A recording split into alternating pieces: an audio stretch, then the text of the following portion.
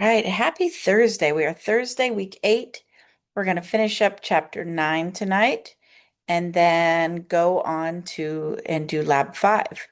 And we will have one more week of new material after this. It's pretty awesome. I'm excited. I love chapter 10. Chapter 10's I say this every time, don't I? That is my favorite. I love them all. I love all the material. All right. So today we're going to we're still going to be doing confidence intervals, but we're going to be doing confidence intervals to estimate the population mean instead of estimating the population proportion. So it's very similar. The like definition of the confidence interval and the margin of error and all that stays the same, but we do things just slightly different. So instead of using the critical value with a z, so we were looking for those z scores on the bottom of the z table, we're going to be looking at the flip side, the back side of that table. We're going to be using table 6 tonight, and I will show you how to use that. I will show you a calculator function to find those without the table. Not every calculator has it though, so you may actually need to use the table depending on your calculator. And then I will show you another new calculator function. So we're going to be obtaining a point estimate for the population mean. We're going to look at something called a t-distribution, which is just that second page of the table. So table 6. We're going to look at t-values, once again, table 6. Then we're going to be constructing our confidence intervals for mean and determining the sample size needed. Then we'll finish with lab 5. Lab 5 is pretty fast because you can use your data from labs 1 and 2. And we're going to be using that tool, that descriptive statistics tool from lab 2. We're going to be using that again. So that is tonight. So let's get through this and get you onto your weekend. I know some of you might work Friday, but anyway, get you closer to your weekend. So let's go. All right. So once again, a point estimate is the value of a statistic that estimates a parameter. So our sample mean is a point estimate of the population. So if we have a sample of data and we find the mean of that data, that's a point estimate that estimates our population mean, which is mu. Remember that mu is for population, X bar is for sample. They're calculated exactly the same way, but one's a sample and one's a population. And we don't have to do the thing like we do with p hat. It's just there. So it's no new calculations for your point estimate here. All right. So in order to estimate the population mean here, we would just find the mean of this data. So right here are how many pennies? 17 pennies. And we would just find the mean of that data. And I'm not going to do that because I think you know how to find mean by now. I hope you all know how to find mean by now. We just add them up and divide by how many there are. So I'm just going to pop over to the next screen. So we just added them all up, divided by 17. So we are estimating the mean to be 2.464 grams. So we are conduct confidence intervals when we don't know the population information. We use our sample information because we don't know the population information. And remember that generally when we are using statistics, so when we're dealing with samples, we'll round to one decimal place farther than your raw data. But my open math tells you what they want. So we look at this and say, okay, that's generally how it's done. But my open math, they tell you what they want. So I'm not too concerned there. All right. So a t-distribution. A t score is calculated just like a z-score. It is the sample with means. Take a look here. So I use the sample mean minus the population mean, if they give that to us, divided by the new standard deviation. Now, we're going to hold off on this. I want to show you that we have 10 minus or n minus 1 degrees of freedom. We're not going to use that yet, and I'm going to explain what that means. You might recall way back in, I know, was it chapter 3, where when we calculated the sample standard deviation, we divided by one less than the sample size. It should hopefully rings a bell. That's basically the same thing. Degrees of freedom has a little bit more complicated meaning, but in this class, it's just n minus 1 degrees of freedom just means one less than the sample size. It is not used when we're calculating our critical value. Is that what that's what this is right here? I will tell you all about it in just a minute. But we use the n minus 1 degrees of freedom when we don't have a population standard deviation, and we have to use a sample standard deviation. All right, moving on. So this is just the difference between the z-score and the t-score. That we use t-values when we don't have the population standard deviation. We also use it when we have smaller sample sizes. Because as our sample size gets larger and larger, our t-value basically becomes the z-score. So when we have large samples, usually mean, it says greater than or equal to 30, but they don't quite equal each other there. I've noticed that it's more like around 50 where they equal each other, but it doesn't really matter because you can still just use the t-value and it'll just, if it equals the z-score, it equals the z-score. But notice the difference here. The only difference that we have is that we're using a population standard deviation there and a sample standard deviation here. So the calculations are basically the same. And I'm going to give you a big definition of the t-table. And it's on your quiz. All I'm really looking for when you're describing the difference between a z-score and a t-value, because I think that it asks you the difference between a t-distribution and a z-distribution. The t-distribution is used with smaller sample sizes. I'm going to put a t here, and that is not a pen.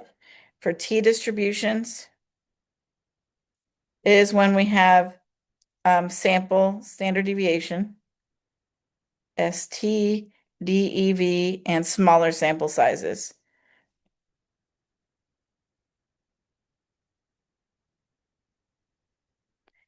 And it's usually less than 30, but it doesn't matter. You don't have to indicate what sample size. So if you just say that we have the sample standard deviation rather than the population and the sample sizes are smaller, I'll accept that for the quiz. You'll get full credit for that. You heard it here first. All right. Okay, here's the histogram that we use for a z-score. We've been using z-scores for a while now. This is a z-distribution. I don't know what the population is that we converted to a z-score, but here is a histogram for a z-distribution. Let me show you the t. So notice with the t-distribution, there's a little bit more out here in the tails. It's still basically normal and normally distributed. It's still basically bell-shaped, but there's a little more out in the tails. So the z-score, look, I mean, there's like pretty much nothing going on out here. And if there is, it's very, very few things. But here we've got it stretches way out. Because we're using smaller sample sizes, we tend to get more in the tails. So that's essentially what's going on. On a test, I would never ask you to define the differences between them. I believe that a quiz asks you, but quizzes are pretty low stakes. If you lose a point or two, you're not even going to notice a difference to your grade. Tests are where the rubber meets the road, as you all know. So I will never ask you on a test, but the quiz, I already told you how to answer. Okay. So histogram is symmetric and bell-shaped. The center of distribution is at 0.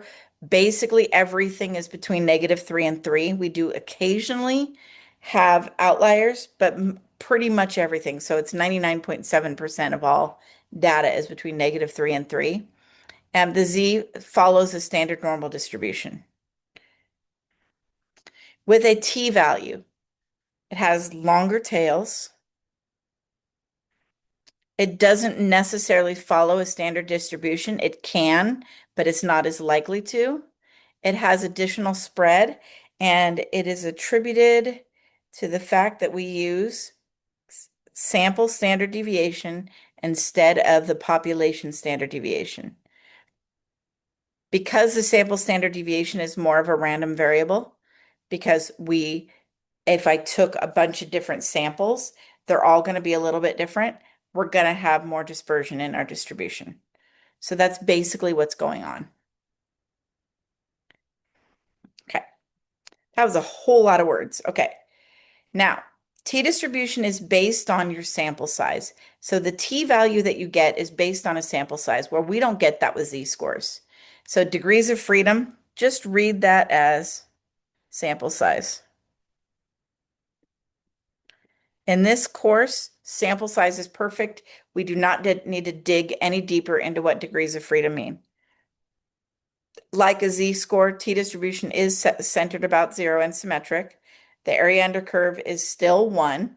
The 50% is above the mean, 50% is below. Similar to the z-score, that it never touches the zero, never touches that horizontal axis, but it's going to be fatter. Our tails are going to be a little fatter than a z distribution. I'm going to write that down here. Fatter tails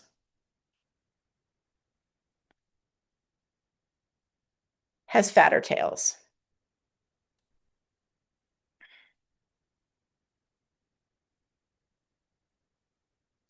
And I'm not going to make you decide, do I use a T? Do I use a Z? Basically, if you're dealing with proportions, use the Z. If you're dealing with mean, use the T. In this class, that's good enough. So dealing with proportions, we're going to use the Z scores. Dealing with mean, we're going to use the T value. So we're going to bring it down simple. I'm not going to make you check a whole bunch of conditions to see, do I use a T? Do I use a Z? With the mean, use the T. With the proportions, use the Z. Trying to keep it simple. Because I don't know about y'all, but as the temperature goes up, my brain doesn't work quite as well. Like in my classroom at the high school, it was 81 degrees this afternoon. The number of math errors I made was crazy. It's so hot in my classroom, and I felt really bad for the kids. But these kids, 81 degrees in the classroom, and they're still wearing a hoodie. So I tell them they're not allowed to complain about the heat if they have a hoodie on. So it kind of quiets them down a little bit. All right, sorry about that. Me and my tangents. Okay, I already said this. Area in the tails is a little bit greater. As the sample size increases, our T gets closer and closer to the standard normal density curve.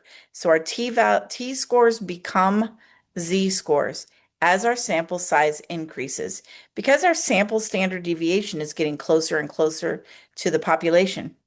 It just makes sense. It's that law of large numbers again. So a bigger sample size is going to get us closer to a standard normal curve. All right, let's move on. So I want you to kind of see this. So the orange one here is if I have a sample size of 5, and you can see over here in the tails, that it is fatter over here. And then as I get a little bit bigger, the red one has the sample size of 15, and it's getting closer. My tails are still a little fatter than the normal, but it is getting closer. It's getting taller. My tails are getting a little bit thinner. So if I even went up more, say go to 30, it's going to be practically exactly like that normal curve. I like the visuals. All the words are just a lot. I really like the visuals. I just spent like so many slides on that. So the way that we are going to, the notation for a t value is we're going to be using t sub alpha, or we will be using t sub alpha divided by 2 in this case, because we're going to be doing confidence intervals. So t sub alpha or t sub alpha divided by 2. Alpha comes from the exact same place we got it with z, where we take whatever our confidence level is and we subtract that from 100 and divide the remainder by 2, because we're looking at the center or whatever percent. But that's the same thing. It's alpha divided by 2. All right. Let's get us there. All right. We're going to use a t-table.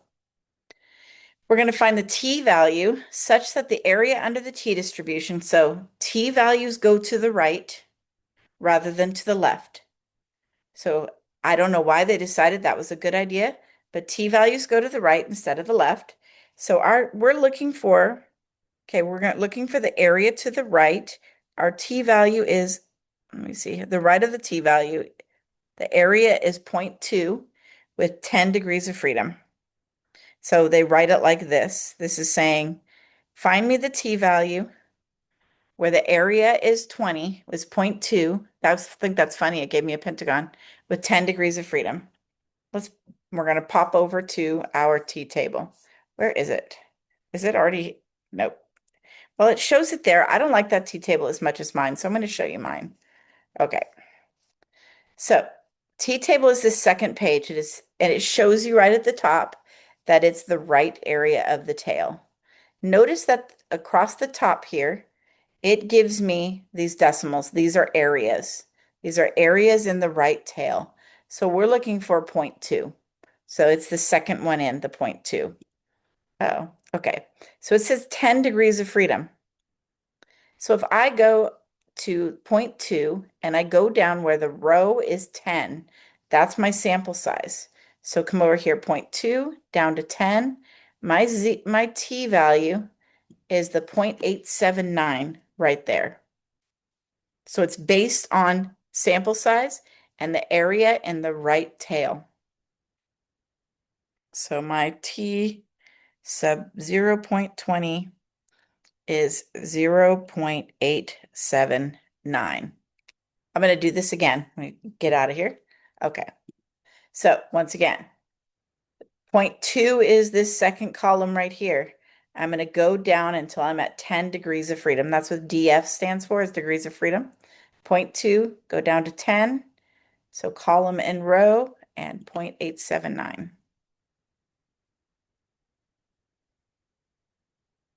Questions on this before we move on?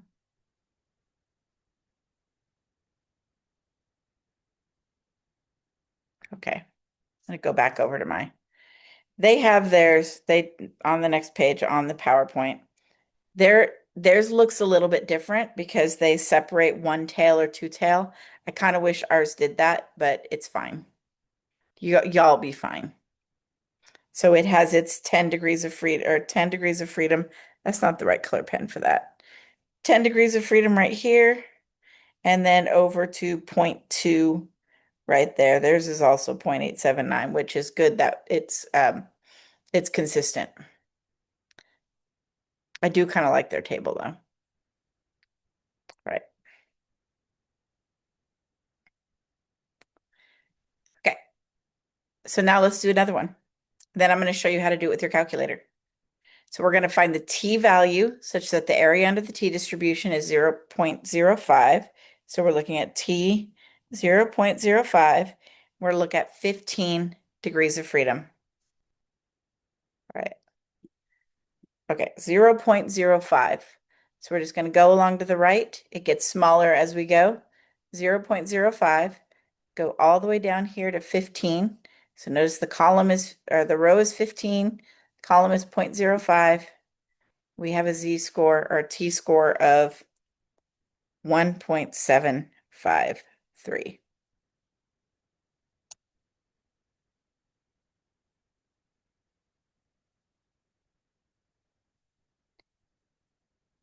Now the calculator function, your calculator may not have it. I don't think the TI-83 has it. Your calculator may not have it, so you will have to rely on the t-table. Though I feel like once you get used to it, the t-table's not terrible. But I'm going to show you the calculator function in case you have it. So let's pop over to my calculator. So the t is a distribution. So since it's a distribution, we're going to go to our vars, second vars. And notice right above inverse norm says inverse t. This is the function that you're going to use. Our inverse t function will give us that t value. So let's hit enter. The area, this is the area to the right. So that was 0.05. And my degrees of freedom was 15. Go down to paste. If it doesn't have that fancy screen, you would just put 0.05 comma 15, and it gives me our t-value. In this case is going to be positive. Yes, this gave me a negative, but it gives, I guess this one gives it to the left and not to the right. Sorry about that. I forgot what the calculator did, but just use the positive. Or if you wanted to, you could go back up and change it to 0.95 because it's up at the top, and that would give you your positive. Questions before I move on?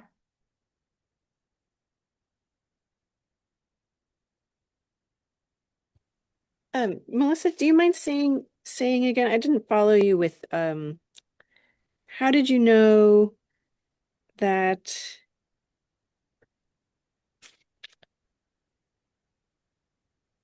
I thought we were looking I don't understand the thing about the negative number. The the T the area that we're looking at is somehow not the right side?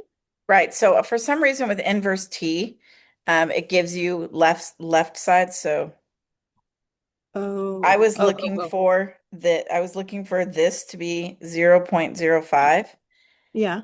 but what it gave me was, whoa, what it gave me was this over here at 0.05. It gave me this t value instead of this t value.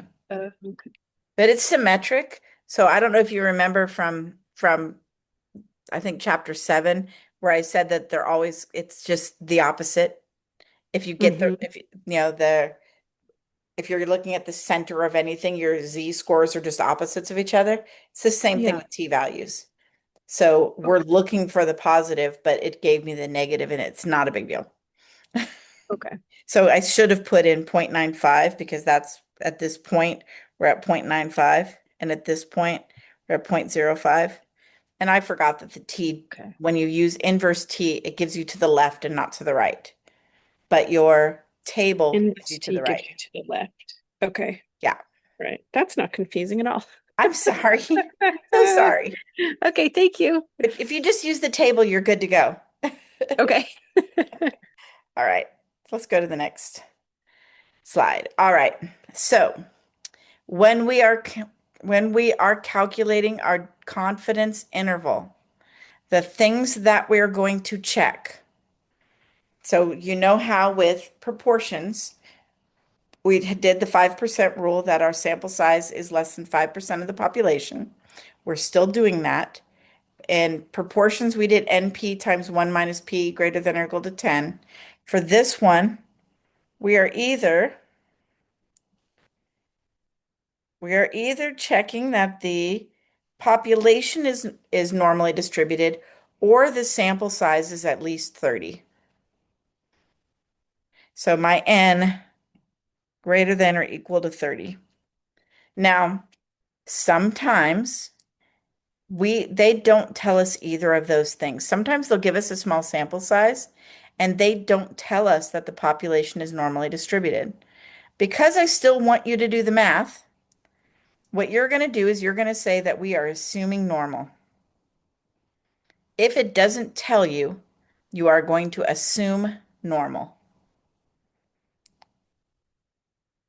So I want you to just write that when you're writing it, and we'll do it tonight if there's any that don't say normally distributed. If it doesn't say it, then we're just going to assume normal if our sample size is not greater than 30.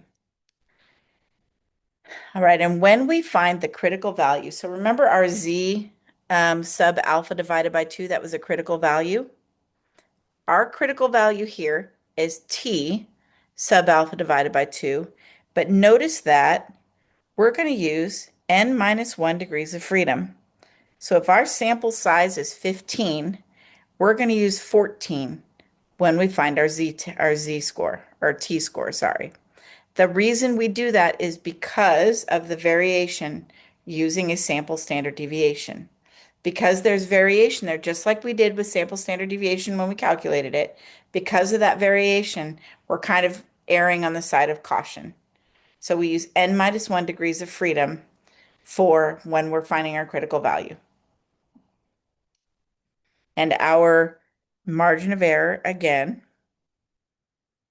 is our critical value multiplied by the standard deviation. I don't like how that snapped to a weird spot. It snapped even a weirder spot now. There we go. The margin of error is the critical value multiplied by the standard deviation, by that new standard deviation. This will hopefully make sense when once we start doing examples. Y'all did great with the proportion ones. I can't imagine you're not going to do great here. Okay, so let's do an example. Okay, we're going to construct a 99% confidence interval about the population mean weight of pennies minted after 1982. For this sample, thankfully we don't have to find it. For this sample, we have the standard deviation is 0.02 and our X bar is 2.464. All right, so first, we see 2, 4, 6, 8, 10, 12, 14, 16, 17. Our sample size of 17 is less than or equal to, it's less than, I think we just stick with less than. Hold on. My eraser's not working. Is less than 5% of the population. Therefore, it's independent. We checked for independence. We were told on a previous slide, or maybe it was back in chapter 8, that our population was normally distributed. It might have been in chapter 8. It might have been a couple of slides ago, but we were told in some previous time that our population is normally distributed. I don't know if y'all remember that.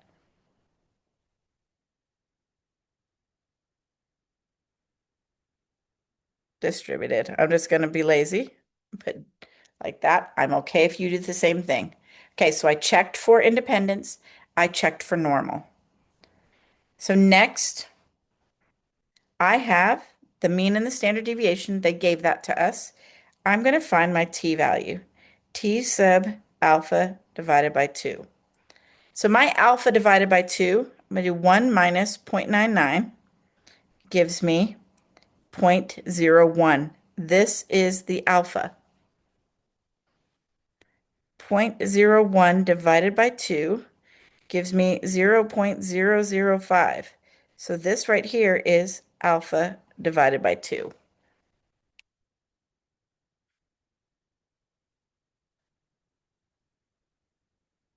My degrees of freedom is my sample size, which is 17.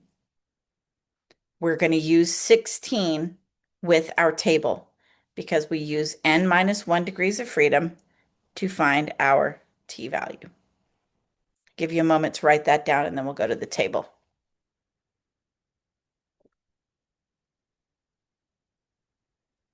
All right. Okay. We're using 0.005 and we're using 16 degrees of freedom.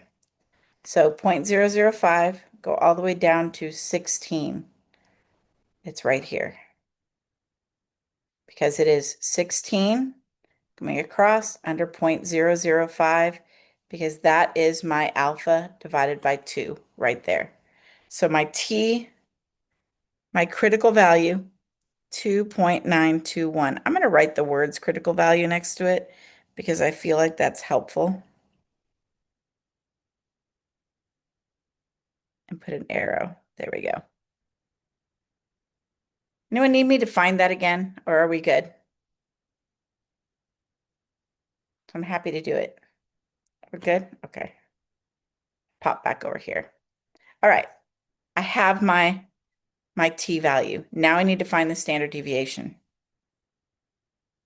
So I'm looking for the new standard deviation. So I'm going to look for my sigma sub x bar is going to be the sample standard deviation, 0.02, divided by the square root of 17. Do not use n minus 1 degrees of freedom for your standard deviation. Use the actual sample size. The only time you're using the n minus 1 here is for that critical value. So I'm going to use my fancy schmancy calculator.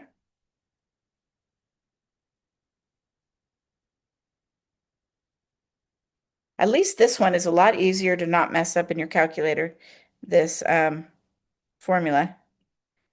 Is that correct? 0049, is that correct?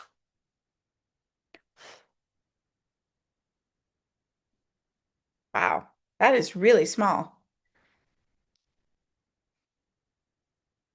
0.02 divided by square root. Yeah, I mean, yeah, okay.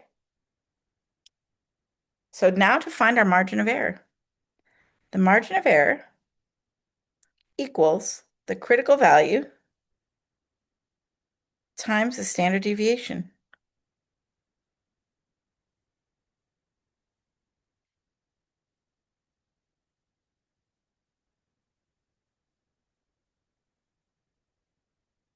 That equals 0.0143. I wanted to go the same. Actually, I don't need that many. I want to go to the same number of decimal places that my mean is at. So I just went out 3 decimal places. So the way we write our confidence interval, I'll give you a second, actually. I know I get moving fast. I get excited. I love this math, so I get excited sometimes. The way that we write it is X bar plus or minus our margin of error. So I would write 2.464 plus or minus 0.014.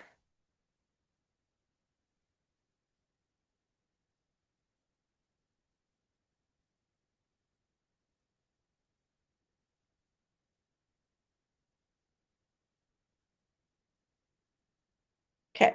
Or you could write it like we did before, where I would do 2.45, comma, 2.478. This is the other way to write it. It's the lower comma, the upper. So I subtracted. I hate how close those are. I'm going to move it a little bit. This is kind of annoying me. Okay, there we go. So you put I subtracted 0.014 from the 2.464. I got the 2.45. Then I added 0.014 to 2.464, and that gave me 2.478. So those are our lower and our upper. I'm going to write the conclusion and then I'll see if you have any questions. I probably don't have enough room. Let me make room here. Okay. Let's use a totally different color. Okay. Say we are 99% confident that the population mean weight of pennies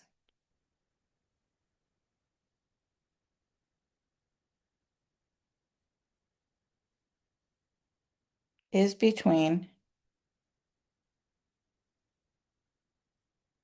2.45 and 2.478. And what is my, oh, grams. It's looking for my units. Don't forget your units. We're 99% confident that the population mean weight of pennies is between 2.45 and 2.478 grams. Give you a moment, and if you have any questions, feel free to throw those at me.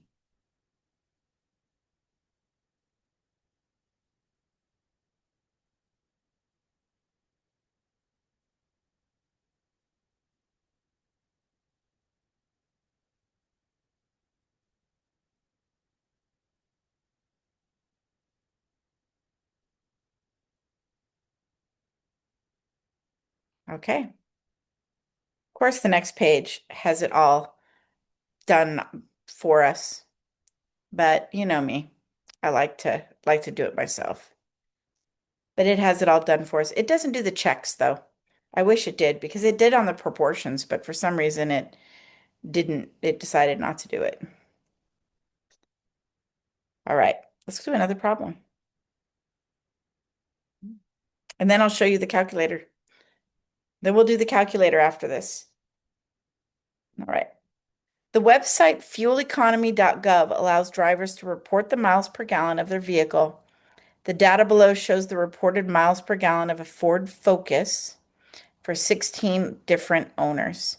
We're going to treat the sample as a simple random sample of all Ford Focus automobiles, and we're going to construct a 95% confident interval for the mean miles per gallon of the 2011 Ford Focus. Okay, so we're going to use one variable statistics, one var stats to calculate the mean and the standard deviation.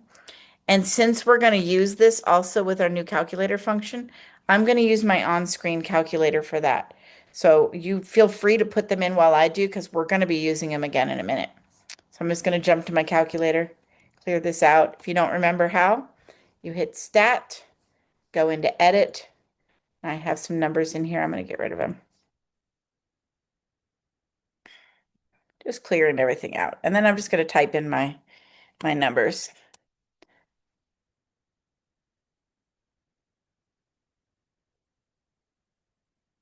I'm just taking the data from that slide, putting it in here.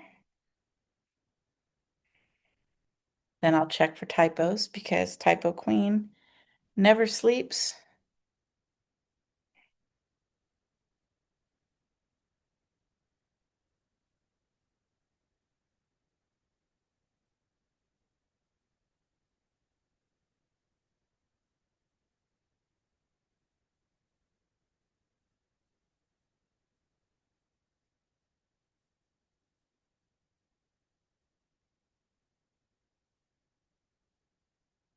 32.2, 40.9. Much faster on a handheld calculator. It says 16. Yep, I have 16 there. All right, I'm going to scroll up and look for typos.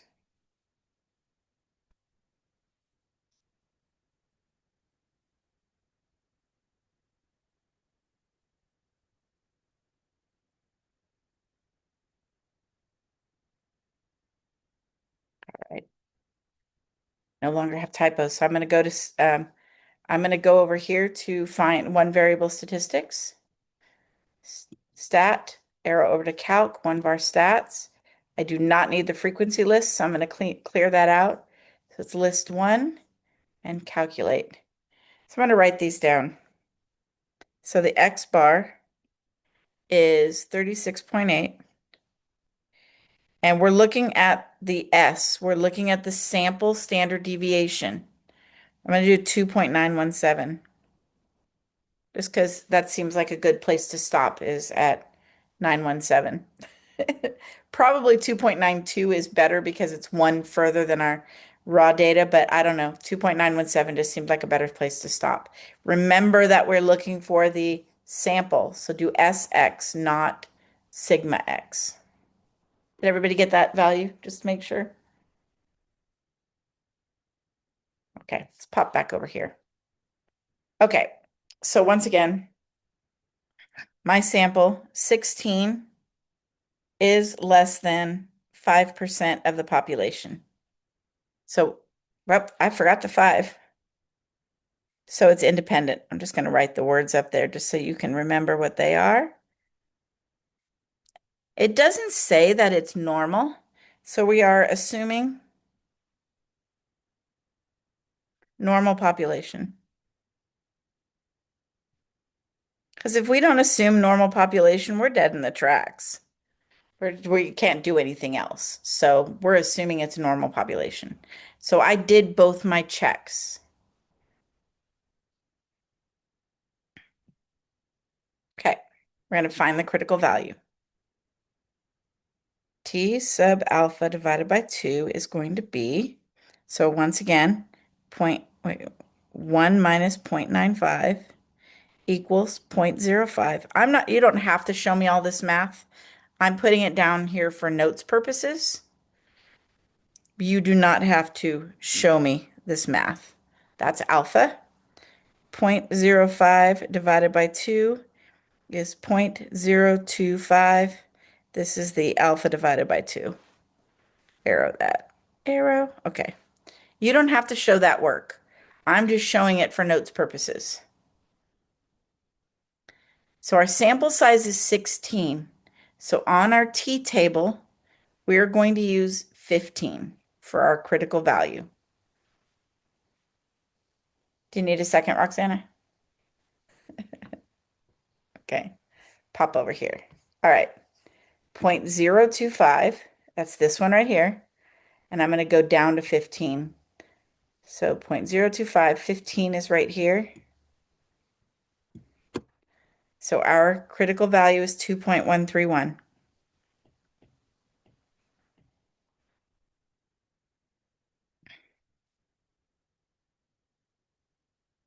So once again, 0.025, go down to 15, 2.131. I pop back over here. All right.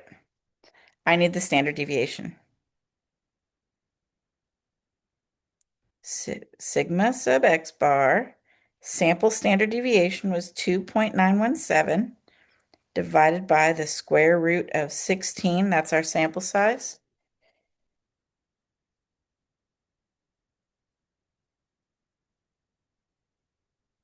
I have 0.73. Let's just go there. 0.73. I know I said I go the same many decimal places. I just couldn't stop at one though. Just didn't feel right. All right. Bet we can find our margin of error now. I know there's a lot of so with the standard deviation, use the original sample size. With the t value, that critical value, use the n minus 1 degrees of freedom. Good question, Madison. Oh, for those in recorded land, she asked if we're supposed to use our original sample size or degrees of freedom here for this standard deviation. So yes, so I'll put some arrows here. Sample size, original sample size.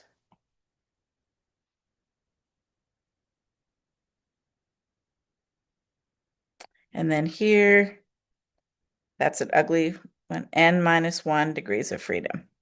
There we go. All right. So let's use blue.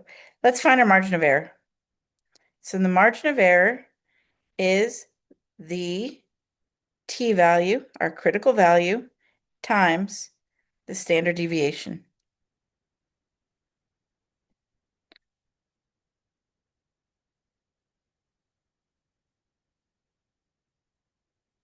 So it is 1.56. So my margin of error is 1.56. I'm going to answer this one the other way, even though I'll write both ways, and then when I will write both of the ways to represent it for answers here. But then when I write out the conclusion, I will write the other way that I didn't write it last time. Boy, that was terrible wording. Hopefully you understood me. Okay, so I have the 36 plus or minus 1.56. This is one way to represent the confidence interval. The other way to represent the confidence interval, remember, is with parentheses. I would do 36 minus 1.56, 34.44 is my lower value. And then I have 30. Why did I not put 0.8? Don't listen to me. Okay. Apparently I needed somebody here to correct my math. 36.8 minus 1.56. I don't know where the 8 went. This is better. 35.24 is my lower. 36.8 plus 1.56. My upper is 38.36. So this is the two different ways that we can represent this. And I'll write a conclusion.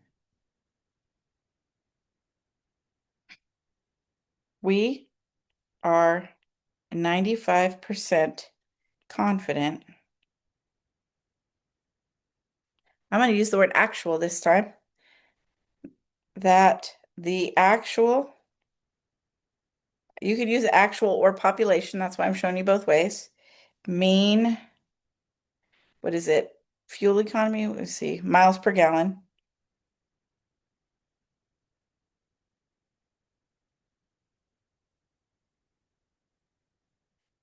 Is between, is 36.8 plus or minus 1.56 mpg.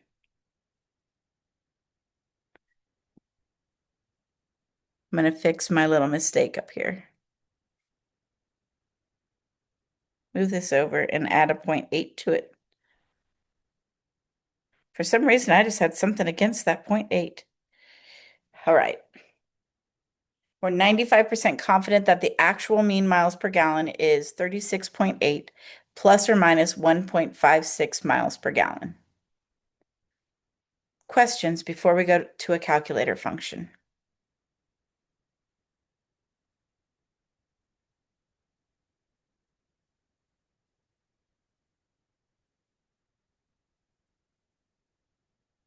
I think the next page like maths it out like, nope, it does not. This right here is your calculator function. I'm going to show you how to get there, show you how to use it. There's actually two different ways to use it, and I'm going to show you, I'll show you both of them. And it's the nice thing about it is you don't need your t-table at all or to use the inverse t. It does all of that for you. So I'm hoping we all have the numbers already in our fancy schmancy calculators. So I can pop over there. Okay, I'm going to clear this out. All right. Because this is a t distribution, it is a distribution, we're going to use the distribution functions. So we're going to second vars. And we're gonna just scroll. Oh, I just lied to you. Man, I am so mean. I lied to you. Don't listen to me. Now listen to me. Go to stat. It's not a distribution, it's test. Stat test. Go down to t interval. It's number 8 on mine. So go to number 8 on mine. I don't know what it is on yours, but it should say t interval. That's what we're looking for. And we're gonna hit enter. So if you have data in your edit screen or your list screen, you're going to use data. If it gives you a mean and a standard deviation and a sample size, you will go to stats. We're going to do one of each so you can see what's going on. So we have data. We already put that in our lists. So I'm going to hit enter and it's list 1 because that's where I put all my stuff. Leave the frequency at 1. And we have a 95% confidence interval. I'm going to go down here to calculate and hit enter. And hey, imagine that. Those are basically the numbers we found, except for I must have rounded a little early because I have 35.24. That's okay. I do have 35, but I have 38.35. I probably should have gone a few more decimal places out, but we're close enough. But it does show my standard deviation. But the standard deviation it shows us is the sample standard deviation, not the new standard deviation. It shows us the sample. Questions on calculator function? You need me to walk through it again? I'll walk through it one more time. Yeah, I'll do it one more time. So I clear this out, go to stat, arrow over to tests, and go all the way down to t interval, which is number 8 on mine. I'm going to hit enter. Because we have data in our L1, you're going to use the data right here and then just tell it that it's in L1. Frequency just stays 1. And then your confidence level is 95%. Remember that we turn it into a decimal. And then go down to calculate and hit enter. And it gives us our lovely confidence interval.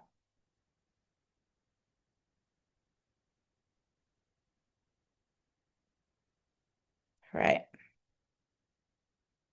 Any questions on this one before I show you the other one? I'm going to use the penny data. Just going to go back to the penny data for the other one. Go back to pennies. All right. Once again, stat, arrow over to tests, go down to T interval and hit enter. Now I'm going to go over to stats. Because I already ran this with I already ran it with the penny data or the fuel data, it loaded it all in here for me. I need to change this to my penny data.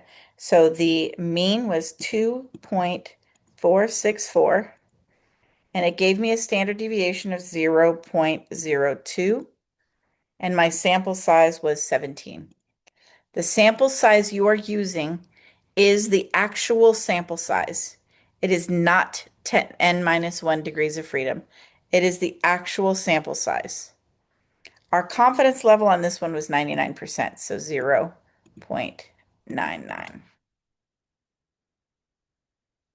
So once again, on stats, you're going to put in your sample mean, the sample standard deviation, the actual sample size, not n minus 1 degrees of freedom, then our confidence level as a decimal. I'm going to hit enter. And we had 2.45 and 2.478. Look at that. These are exact. This is beautiful. Beautiful, beautiful. I love when that happens. All right. Any more questions on confidence intervals? I hope you are at least 95% confident with your confidence intervals. I hope so. You ready to find sample sizes? Let's do that. Go back to my PowerPoint. So sample size, similar to with proportions, we have a little bit of issue when we're finding our sample size. So we did the same thing. We took the margin of error formula and we did a lot of algebra to it so that we could get the formula for our sample size. We just solved for n. The problem is that we can't use a t-value because the t-value is dependent upon sample size. The t-value is dependent upon sample size, therefore, we're just going to use a z-score. So you're going to use the critical values at the bottom of your z-table. Use those same critical values. Because we don't have a sample size, we have to do that. And same with proportion, you're going to round up to the next nearest whole number, the next higher whole number. Even if you ended up with 35.001, you round up to 36. Same with the z. So what we have here, I didn't mean to do that. What we have here is our z-score times the sample standard deviation in the numerator and then divided by the margin of error, take that whole thing and square it. And if you are super careful with your parentheses, you can put the whole thing in your calculator at one time. I'll let you write this down. We will do an example. And look, we don't have to rely on prior studies. That's the nice thing here. No prior studies are necessary. And z-scores are easier to find than t-scores. So this is actually a little bit easier. So let's pop over to an example. Back to our pennies. How large of a sample would you be required for the mean weight of pennies to be within 0.05005 grams within 99% confidence? We're assuming that the standard deviation is 0.02. They're going to have to give you a standard deviation. They need to give you something, some assumption of standard deviation. So I need to go to my z table. I need that critical value. I need the z sub alpha divided by 2. I need that value with the 99% confidence. I'm gonna pop over to my Z table. Scroll up here. Wait, hold on. There it is. Scroll up. So 99% we're right here. For 99%, my critical value is 2.575.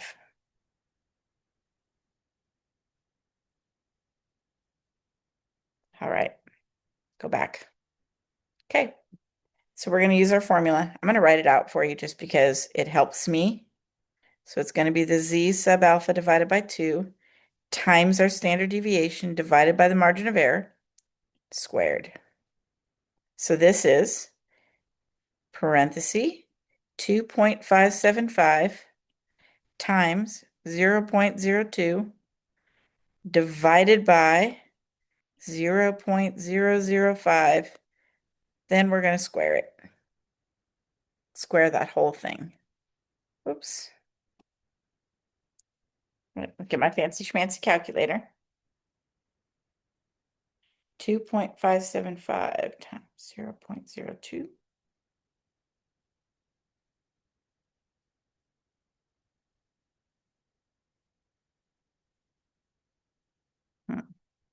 Did I do that right? I got approximately 106.09. So 107. Is that what you got? I'm not trusting myself for some reason.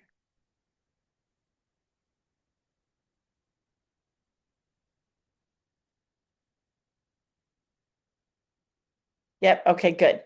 Thank you. Thank you for the thumbs up. For some reason, it didn't feel big enough, but I guess it is. Okay, so we would need 107. We'd need to randomly choose 107 pennies to um, get a margin of error of 0.005 with 99% confidence. Not too bad. I think we need to do another one. Oh, look, they got the same thing we did. I guess if I'd have just flipped to the other page, I would have seen that I was correct. Apparently, I trust you guys more than I trust Pascal's. All right, I want you to give this one a shot. So you're looking for within 0.5 miles per gallon, 95% confidence.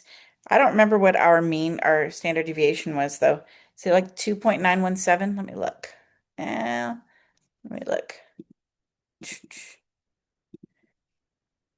Hold on. I want to do data. I don't know why I'm doing this instead of flipping back, just because I am. Okay, 2.917 is our standard deviation. Note to self, put that on this slide for future purposes. So go ahead and give it a shot.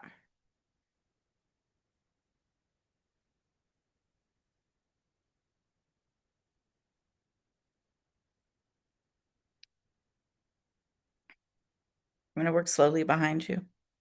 Oh, I need to get my critical value. 1.96 is your critical value.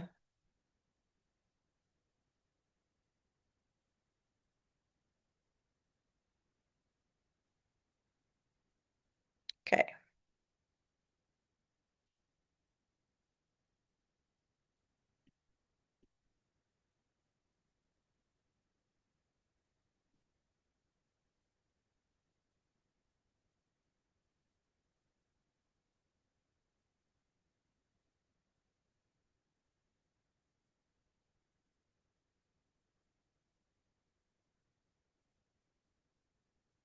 I got 130.8, so 131. How'd we do? Not too shabby? Any questions about finding the sample size? Oh, good. Yay! I love the little thumbs up. It's so cute how it like shakes its little thumb at you as it goes up the screen. I love that. It doesn't show up on my screen though. It only shows up on the other screen. That's kind of rude. It shows up on my other computer. This is why I have the other computer, so I can see stuff like that. All right. I'm going to show you, I think this is super important to be able to tell the difference between what's going on in 9.1 and what's going on in 9.2. So for the 9.1 stuff, it's going to use the word proportion. It's going to use the word proportion. So look for the word proportion. It might say percent, but most likely it'll say the word proportion. So with proportion, we use the NP times 1 minus P greater than or equal to 10 for our normal. We use for our margin of error, it is the Z sub alpha divided by 2 times square root of P hat times 1 minus P hat divided by N. This is what we use when it talks about proportions. And your critical value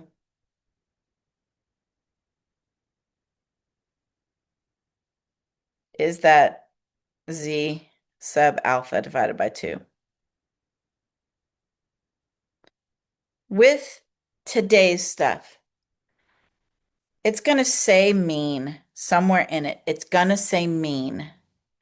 It probably is going to give you a standard deviation. It's going to have to. We need that. It'll either give you data values. You will get data. Okay.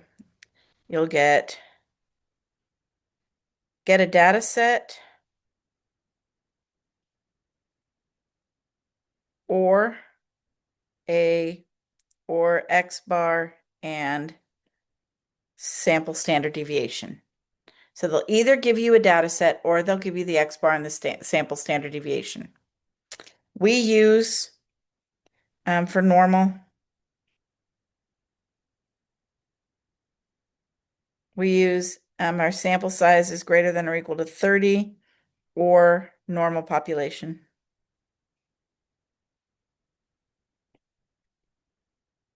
I just lost it. Okay. Okay. And our math is my margin of error is your T sub alpha divided by 2 times S over square root of N. Critical value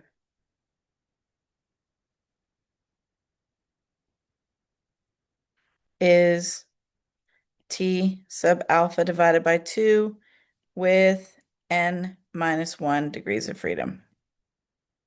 I'm going to put the calculator functions on top. 1 prop Z interval. Interval.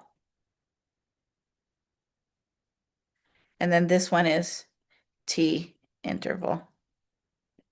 There we go. So this is just my little summary here. All right. Does anyone need another moment on this? Okay. For the sample size, you're going to use a previous estimate or you're going to use 0.25 or 0.25. This one is N equals P times 1 minus P Z sub alpha divided by 2 divided by the margin of error squared. That's my sample size. Over here, N equals Z sub alpha divided by 2 times sample standard deviation divided by E squared. There we go.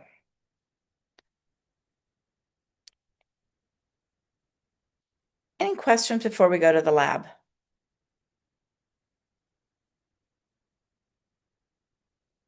The lab's not going to take very long. It's like 5, 7 minutes, something like that. It's super fast.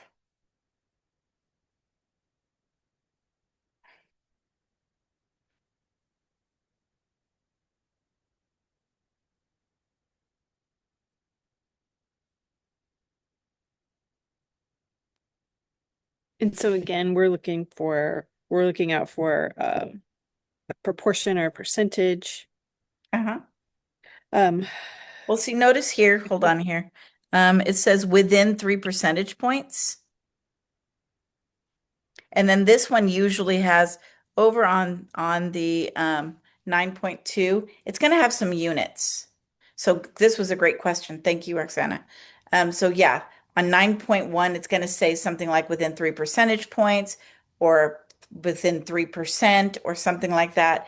9.2, it's going to give you some sort of units, miles per gallon or feet or whatever. It's going to be, and plus it's going to say mean on it.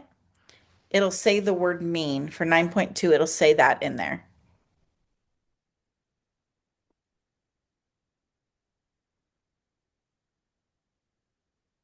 Perfect. Thank you. Thank you for asking that.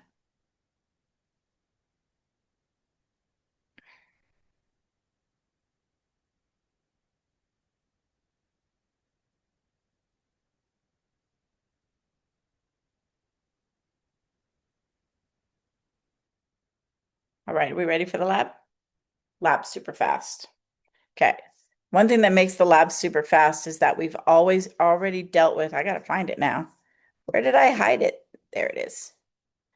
One thing that's nice about it is that we've already used the descriptive statistics tool. Hopefully, it is still enabled on your computer. If not, go back to Lab 2 and the video there that shows you how to do that. Um, I'm using the continuous data from Lab 1 and Lab 2. So I'm using that same continuous data. And this is the template that we have. So just like we did before, I'm going to go to data, and I'm going to go to my data analysis over here because I want my descriptive statistics school tool. I'm going to scroll until I find it. So it's this tool right here. We're going to choose something slightly different with our checkboxes though. So I'm going to click OK. My input range is all of these values here. I'm just holding down my touchpad, just scrolling all the way down. My output range is going to be in that box up here. Oops, that's not where I want it. Okay, there we go. It's going to be in this box. So the different thing that we want to do is down here. Oh, we want summary statistics. We had that from before. See where it says confidence level for mean? Click on that box. And you can choose whatever confidence level you want. If you want yours to be 99%, if you want it to be 90%, if you want it to be something really weird like 82.5, I don't care what you choose. But whatever you choose, this is going to be your confidence level right there. Once you click on confidence level for mean, it's going to give you it defaults to 95. You're welcome to just use 95. You do you, whatever you want to use. Then I'm going to click OK and it populates it. I usually spread it out to make myself be able to see what's going on here. All right. So on this chart, I'm going to try to zoom in. On this chart, the confidence level is right here at the bottom. It says confidence level. So this right here, this number, that's my margin of error. This number right down here that it added to the bottom, that's the margin of error. So to use what the tools that we're going to use margin of error. So the way we enter this, you hit equal, and then I'm going to click on that amount and put enter. For the mean, once again, equal, click on that number, hit enter. To get the lower and the upper bound, you take the mean and you subtract the margin of error for the lower bound. You take the mean and you add the margin of error for the upper bound. So it's going to look like this, equals the mean minus the margin of error. And then I'm going to hit enter and it's going to give me that value. So I'm going to hit equals the mean plus my margin of error and I hit enter. That gives me my upper bound. All your stuff is right here. These two values are the edge of your confidence interval. So what's happening down with interpreting your results is it's scaffolding you. You are going to, for number one and number three, I want your answer to be in context, which means I want you to reference whatever your original data set is about. Mine is about magnitude of earthquakes. So number one would be, it says, what did you estimate in the context of the problem? I estimated the population mean earthquake magnitude in the world. That's what I estimated. So I estimated the population mean earthquake magnitude in the whole world. You may have estimated the temperature in Medford, Oregon in June. I don't know. I don't know what you estimated, but make sure you say the words either actual mean or population mean. I want to hear those words, popular or see those words. I guess I'm reading, not hearing. But population mean or actual mean. I'll take either one because they both basically mean the same thing. How confident are you? Well, my confidence level is 95%, so I'm 95% sure that the population mean is in my interval. That's all you need to say. I just want to make sure that you realize what that confidence level is. Number three is where you're putting it all together. So I would say I am 95% confident that the population mean earthquake magnitude in the world is between 6.86 and 7.23 on the Richter scale. Make sure you use units. Make sure you reference what your original topic was. You are welcome to use the data from Lab 1 or Lab 2.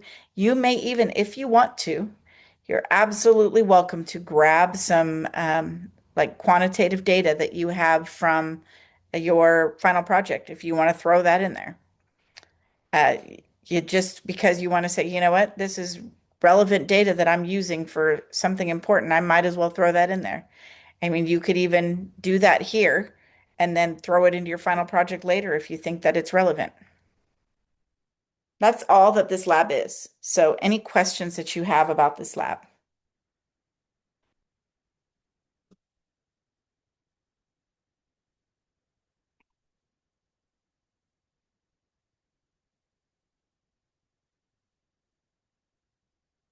Right, I'm going to turn off the recording.